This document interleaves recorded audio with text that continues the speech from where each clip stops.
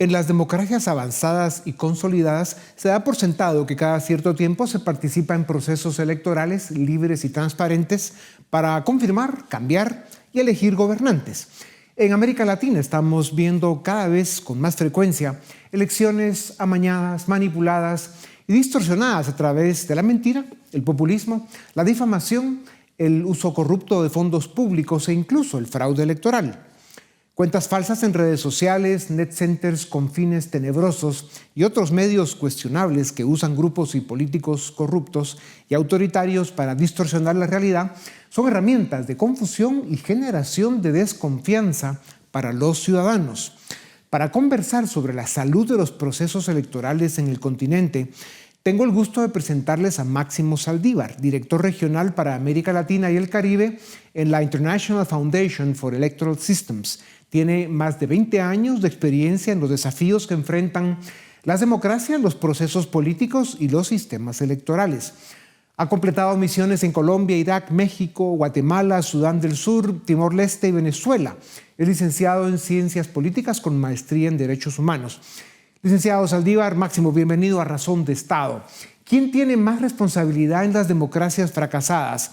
¿Los políticos que mienten y abusan o los ciudadanos que creen y toleran sus mentiras? Quien se desilusiona es la ciudadanía, y si se desilusiona es por el actuar malo precisamente en los políticos. Nuestra democracia liberal, Dionisio, como la hemos venido conociendo en la región, ya no ofrece lo que ofreció por tanto tiempo. Ya no le da al ciudadano lo que el ciudadano busca, las soluciones a sus problemas cotidianos, y por eso viene esa desafección hacia la democracia como la hemos estado viendo en estos momentos. La manipulación de los procesos electorales es un hecho lamentable, pero real en demasiados países latinoamericanos. Se cree que la manipulación electoral ocurre en el conteo de votos, pero está ese otro fenómeno al que llaman fraude estructural, el uso de recursos del Estado por parte del candidato o la candidata oficial, aunque sea de otro partido, como es hoy el caso de Guatemala, y el uso del sistema de justicia para descalificar o perseguir a la competencia son solo algunos ejemplos. ¿Quién y cómo se corrigen estas aberraciones de la democracia? Muy buen punto que menciona Dionisio, y solo para abordar el último, estamos viendo una extrema judicialización en la región en lo que va de este año. Tenemos demasiados casos y le quiero mencionar rápidamente uno antes de mencionar Guatemala. Por supuesto, tenemos el caso María Corina Machado en Venezuela, quien fue descalificada para competir como candidata presidencial frente a un proceso primario interno que va a tener la oposición próximamente. Y ahí el ataque vino en tema de impuestos. La Contraloría General de la República dijo que no había pagado impuestos y por ahí buscaron cómo impedir su participación. Por otro lado, en El Salvador vemos la habilitación del presidente Bukele ante un impedimento constitucional claro, a través de un fallo judicial, su habilidad para poder participar en las elecciones del próximo año. Pero hay muchos más casos en Argentina, intervención de unos tanques de pensamiento que pertenecen a una candidata opositora, en fin, es más, muchos expresidentes de la región y jefes de gobierno de España se han pronunciado precisamente hace pocos días sobre esa alta judicialización que se está viendo en la región. Y por supuesto el caso de Guatemala, que no esperábamos llegar a este punto de judicialización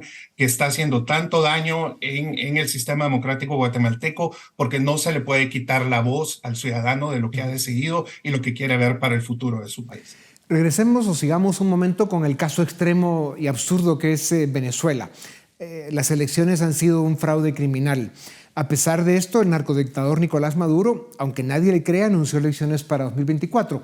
La oposición, como ya decías, inició un proceso independiente de primarias para enfrentar al tirano con una candidatura de unidad nacional. Cuando la dictadura vio que María Corina Machado, líder de la oposición, se convertía en una amenaza para ellos, decidieron inhabilitarla, como decías. ¿Cuál es el desenlace de este capítulo en el drama venezolano?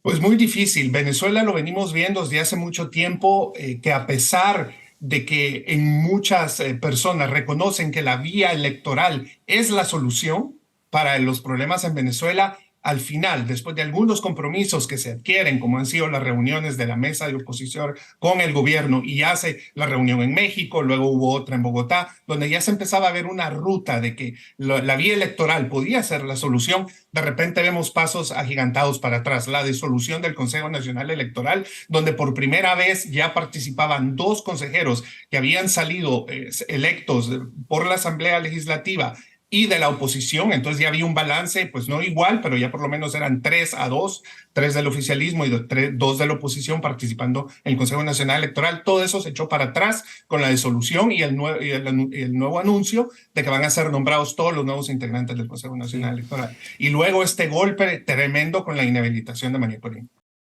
¿Cuál es tu lectura, Máximo, sobre los casos de Ecuador, donde votan a un presidente honorable como Guillermo Lasso, o Bolivia, donde cerraron la investigación contra Evo Morales por el intento de fraude en 2019 y ahora está de regreso mandando en La Paz, o lo que está haciendo AMLO con la democracia mexicana? ¿Cómo calificas estas distorsiones y por qué marcan un peligroso patrón para América Latina? Tiene mucha razón, Dionisio. Están marcando muchos patrones delicados. Y déjeme comenzar con México, que usted mencionó al final. Algo que no habíamos visto antes y que yo creo que es preocupante, y si empezamos a poner todas las piezas del ajedrez, vemos por dónde va la cosa, es ese ataque hacia la autoridad electoral. O sea, es ingratitud de que, claro, usted los utiliza para legitimizarse y si todo va bien a su favor, pero si de repente cambia y ya el resultado no le favorece, entonces el órgano electoral de la noche a la mañana se vuelve el enemigo número 1. Vimos casos en Brasil donde los ataques iban en contra del Tribunal Supremo Electoral, pero específicamente queriendo desacreditar el voto electrónico que ha sido ejemplar en la región desde 1996. Y en México escaló más con una reforma regresiva y ataques personalizados hacia la dirigencia de los órganos electorales. Máximo, el dinero sucio de la corrupción y el narcotráfico en las campañas es una de las grandes amenazas para la democracia en América Latina.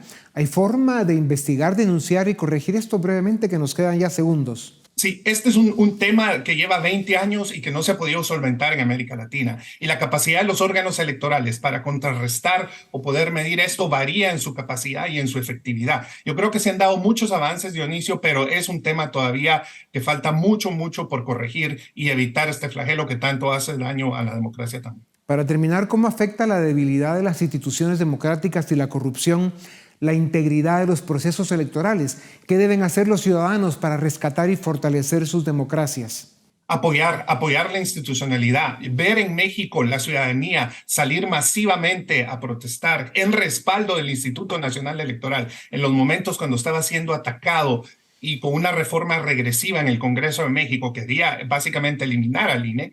Creo que esa es la respuesta. Hay que apoyar y respaldar la institucionalidad democrática que tanto nos ha costado construir en nuestros países. Hay que preservarla y eso es lo que hay que hacer en Guatemala en estos momentos. Nos queda claro que rescatar el presente para salvar el futuro está en las manos del corazón y la fuerza del ciudadano. América Latina tiene desafíos extraordinarios. Esperemos que las generaciones que podemos y debemos hacerlo hoy lleguemos a tiempo. Muchas gracias, Máximo. Es un gusto saludarte. Sigue adelante en tus batallas. A ustedes también gracias por acompañarnos una vez más. Esto es Razón de Estado. Suscríbete y nos ayudas a defender y a promover los valores de la libertad.